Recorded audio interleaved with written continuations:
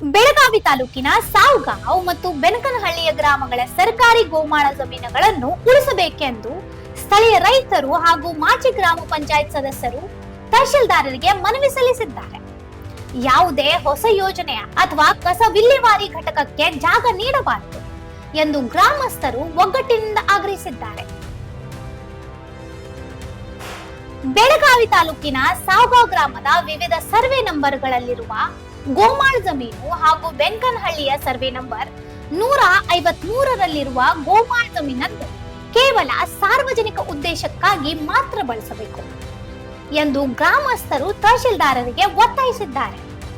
ಕಳೆದ ಹಲವು ದಶಕಗಳಿಂದ ಈ ಜಾಗವನ್ನು ಗ್ರಾಮಸ್ಥರು ಜಾನುವಾರುಗಳನ್ನು ಮೇಯಿಸಲು, ಗೋ ಸ್ಮಶಾನಕ್ಕಾಗಿ ಹಾಗೂ ಶಾಲಾ ಮಕ್ಕಳಿಗೆ ಕ್ರೀಡಾ ಚಟುವಟಿಕೆಗಳಿಗಾಗಿ ಬಳಸುತ್ತಿದ್ದಾರೆ.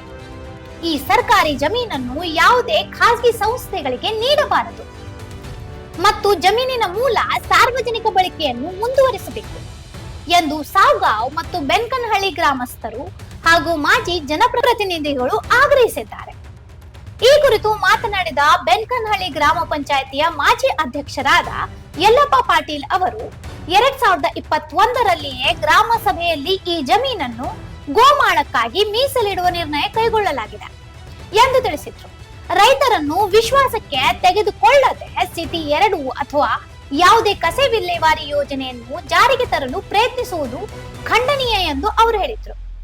ಈ ಜಾಗವು ಆನೆಕಟ್ಟಿನ ಸಮೀಪದಲ್ಲಿರುವುದರಿಂದ ಇಲ್ಲಿ ಯಾವುದೇ ಯೋಜನೆ ಜಾರಿಗೊಳಿಸಿದರೆ ನೀರು ಕಲುಷಿತಗೊಂಡು ಜಾನುವಾರುಗಳಿಗೆ ಕುಡಿಯುವ ನೀರಿನ ಸಮಸ್ಯೆ ಎದುರಾಗುವುದು ಎಂದು ಅವರು ಎಚ್ಚರಿಸಿದರು. ಕೂಡಲೇ ಈ योजनेಯನ್ನು रद्दಗೊಳಿಸಿ ಗೋಮಾಳ जमीनನ್ನು ಉಳಿಸಿಕೊಡಬೇಕು. बेनकनहळ्ळी ग्रामपंचायत माजी अध्यक्ष यल्लाप्पा पाटील.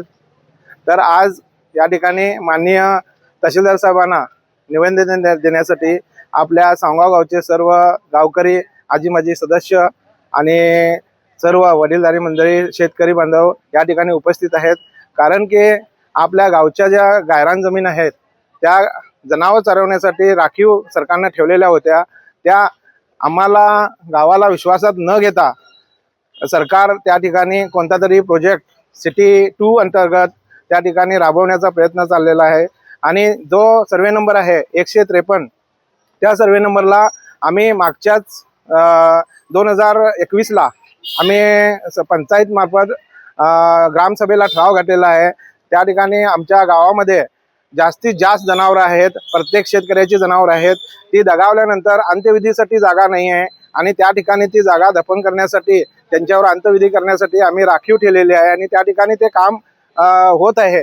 तीच जागा निवड केलेली आहे आणि त्या ठिकाणी कोणता तरी कचऱ्याचा प्रोजेक्ट असेल तर कोणता तरी प्रोजेक्ट त्या ठिकाणी राबवण्याचा कट सरकार करत आहे आणि ते आम्हाला लक्षात येतं आम्ही सर्वजण ग्रामस्थ या ठिकाणी येऊन तहसीलदार साहेबांना विनंती अर्ज दिलेला आहे. त्या ठिकाणी कोणता एक प्रोजेक्ट असा राबवू नये सरकारनं, आपल्या गावासाठी ती जागा राखीव ठेवावी आणि त्याला एक 100 मीटर अंतरावर, 100 मीटर पण नाही, जवळच एकदम आपल्या गावचं डॅम आहे, धरण.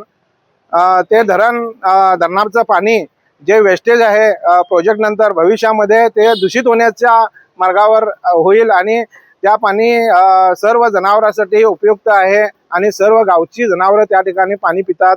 आणि हे लक्षात घेऊन हा प्रोजेक्ट तात्काळ बंद करावा आणि आपल्या गावच्या सर्व गायरान जमीन शाबीत ठेवाव्यात, एवढे या ठिकाणी सर्वजण आम्ही विनंती करून सरकारला विनंती करत आहोत ಎಂದು ಸಾವಗಾಂವ್ ಹಾಗೂ ಬೆನಕನಹಳ್ಳಿಯ ಹಾಲಿ ಹಾಗೂ ಮಾಜಿ ಸದಸ್ಯರು ಮತ್ತು ರೈತರು ಒತ್ತಾಯಿಸಿದ್ದಾರೆ.